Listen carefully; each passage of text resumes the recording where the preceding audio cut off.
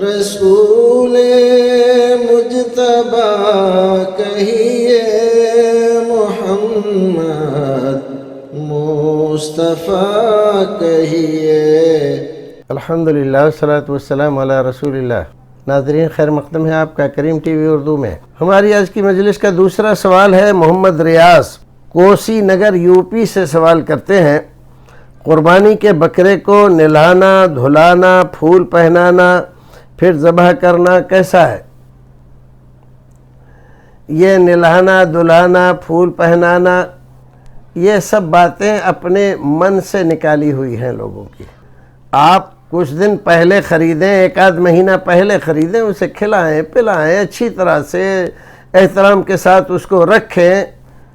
یہ تو کوئی بات سمجھ میں آتی ہے کہ اتنے دن پہلے سے آپ خریدیں گے تو اس سے آپ کو انسیت ہو جائے گی، محبت پیدا ہو جائے گی، پھر ذبح کرتے ہوئے اس میں مزہ ہی کچھ اور ہوگا۔ لیکن یہ کہ آج آپ لائے، کل کو نہلایا دھلایا، ہار پھول پہنائے، پھر اس کے بعد ذبح کر دیا آپ نے، یہ تو سب آپ کی منمانی ہے، اور منمانیوں سے شریعت کا کوئی حکم متعلق نہیں ہے۔ لہذا یہ چیزیں نہ شریعت نے بتلائی ہیں نہ رسول اکرم نے کی ہیں۔ جہاں تک ممکن ہو ان سے پرہیز ہی کرنا چاہیے، کیونکہ ان چیزوں سے کوئی بھی چیز آپ کے نہ تو ثواب میں بڑھتی ہے نہ اس سے کوئی تعلق ہے۔